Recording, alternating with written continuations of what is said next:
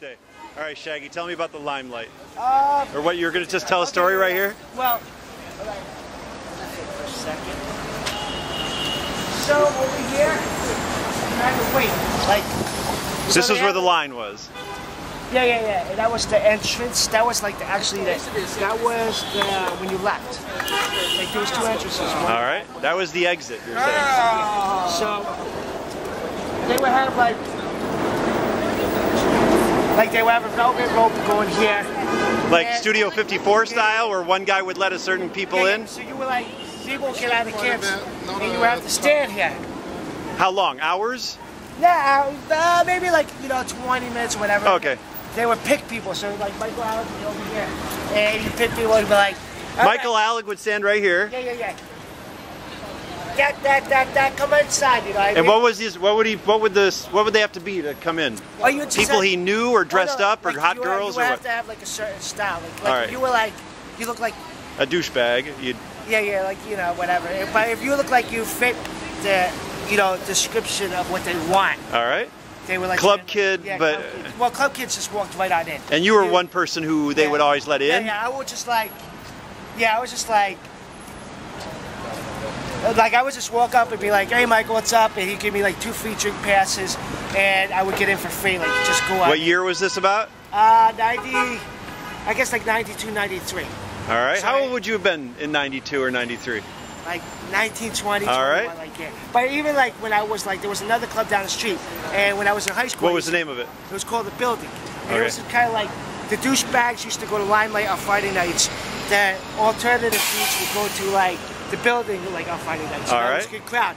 And, so there was a night when this was not the place to be. Yeah, like Friday night was not the place to be. It was like, was it tourist? Like you get a little tourist or whatever. All right. But it was more like Bridge of Tunnel. And it was Saturday night was when it was big. Wednesday nights. Oh, Wednesday night. Wednesday nights, oh, Disco 2000. And what time would you show up?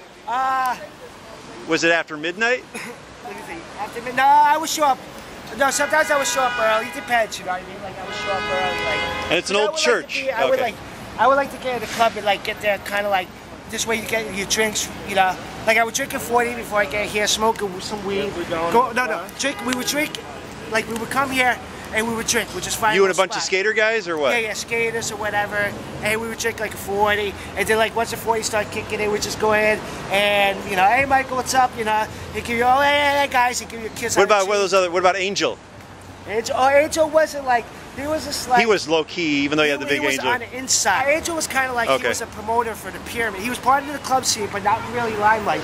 He was more like a promoter for another club. So he would go to Limelight and just hand out his little, flyers. Got it. He probably sold weed or whatever. So you walk in, you walk in and they have the thing in the scanner, and you walk in and then you go through the hallway. And you hear the bass is like boom, boom, boom. Yeah. And then you get closer and closer, you see the lights flashing and shit. And you're on the first floor. You get there. Then they have the second floor. And it's this whole building. It wasn't just. It was this whole building. This whole building. It was huge on the inside. High ceilings, high church ceilings. Yeah. And the bar was all the way in the back. And so. But if Peter Gatton worked, Peter Gatton was the owner. So if he was there that night, he would wear the eye patch. So he'd be standing there. There's no way anybody get free drink passes or tickets. So Michael Alec would let people in left and right, but this guy with the eye patch. Yeah, he was the owner. Okay. And so like if he was there, you kind of like. He was the reason the place succeeded. If I remember, I think I saw a documentary on this guy, and it was his business know-how that made it work. Yeah. But he brought Michael Alec because he knew how to, he was like the, he was known kid around here. Yeah, so he was like the party boy. He knew how to bring in the crowd, bring in the right crowd. So if Peter Gatton worked there. Richie Rich, is that the guy? Yeah, Richie Rich. That's what I'm thinking of. No, but Richie Rich was like, he wasn't one OG club kids. He was kind of like, measled his way in as time went by. He wasn't like, like the Michael Alec. Like everybody knew Richie Rich, but he wasn't the main guy. Okay. He was kind of like an outsider, even though he was a club kid. Yeah, I remember I met Richie Rich on the train before, and I was like, whatever. Now it sounds like you were about to tell me a story on the front steps out here, or am I wrong? No, well that was like that's when you left. So you go inside there, whatever, and they had the coat check, and then you go in. They had the bar all the way in the back. They had 3 floors, and the 3rd floor was the VIP room. And that was just kind of like, you had to like, you know, you could, nobody could get a VIP room, even though it's another level. But only certain people, like club kids. Yeah, of course. Or you would, and you got in there? Yeah, no problem. I always walked in. You could walk in wherever you want. You had VIP, VIP. Yeah. Like I didn't even have to like I didn't have to show like nothing. I get it. I get it. Like as soon as like you went to the gate, they just open it up for you. So you would sit down, you know, roll up a joint, you know, smoke a little weed. And one time we were smoking weed and wait, are you telling me that illegal stuff happened in here? Like they did illegal stuff? Oh like yeah, they of course, all I the know. time. Yeah. Okay, the drugs. Okay, tell your story. There was this guy, Wallpaper. Wallpaper was he was a club kid, and he was about like 6, 7 feet tall, really fucking skinny, like 100 pounds, and he had like hair like you know like sticks. It looked like sticks. You know all right. Like all he right. was just kind of like. Was he? Was there a reason he was called Wallpaper? Did he dress in wallpaper? Or that was just a name. That was his name. All right. And he was like a known club kid, and one time I was hanging out, and I was like. Me and my friend were like smoking blunt, smoking joint, whatever.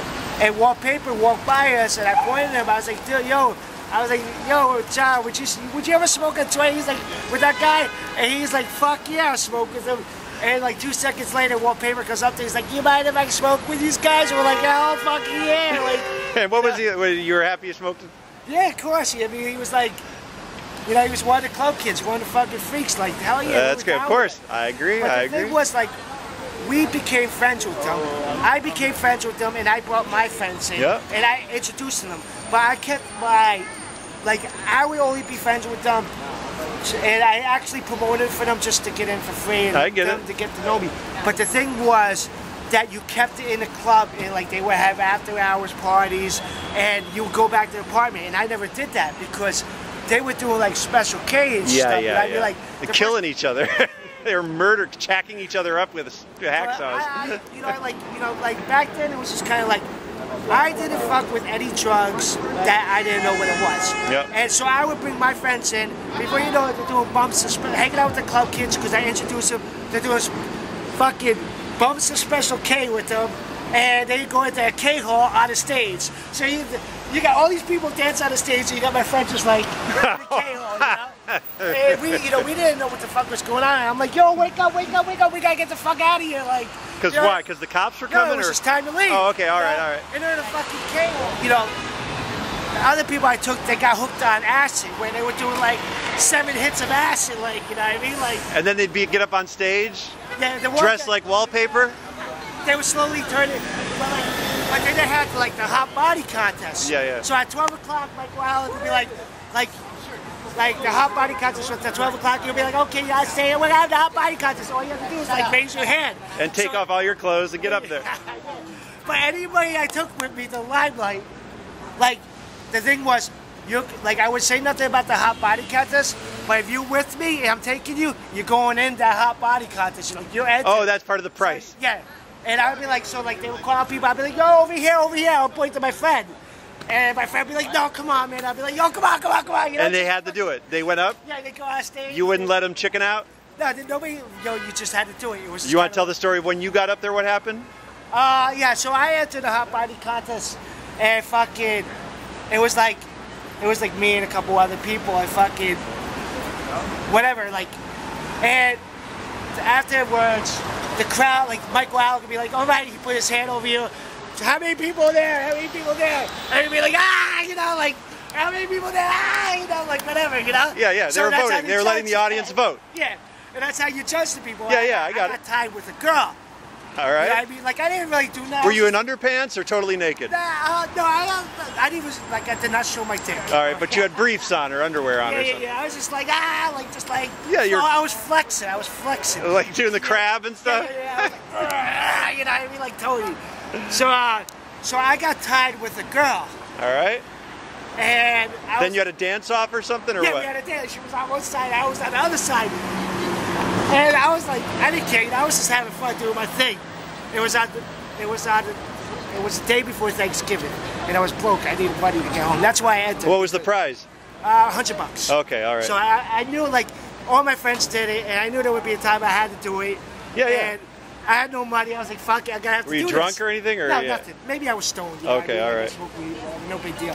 And fucking, so the girl, so like the music started playing. I'm just like, yeah. I'm like, fuck you. Like, and the girl's fingering herself. Oh no, you're really both going for the prize. Yeah. Oh shit. And I grabbed the mic. I was like, "That fucking bitch is a fucking slut." And afterwards, everybody just went crazy because they thought it was hilarious, and I won my $100. That is a good story, Shaggy. I'm glad we got that. Yeah. What is it? Like 20 years later, it's a fucking...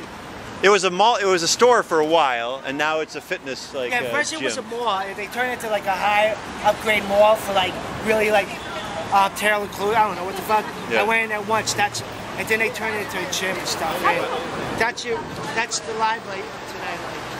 You know what I mean? Like, the Limelight. There was no rules, man. Do you remember that? There's that one guy who is, I think he's got like the biggest dick in the world, and he would come to the Limelight and show his, and he was, Oh yeah, the homeless guy. He was there like, and he would be let in for free every time too. Yeah, he was like, I think he was panhandling on 23rd. His name was Lips. His name was Lips, and he had like big lips. Like he make funny faces with lips, and he was just pull out his dick and no bullshit, dude. That motherfucker was swinging his dick, and I was like, and he won like a couple times, and I think that like afterwards it was just like they didn't want to let him in because they know every time he win. It's really, oh, that's funny. There's nobody. It's not like somebody else can come in and maybe win that night. No, but the best time was there was a girl and a guy that tied, so we had to do a duo. So the guy was like, you know, like a Marky Mark baseball hat, muscles and shit. Okay, all right. And he's like he's like pressing up on the girl, like dancing like that, you know, like, and the girl's like she's going like that, dude. She like figures, so she's like, you know, and he's like rubbing up on her.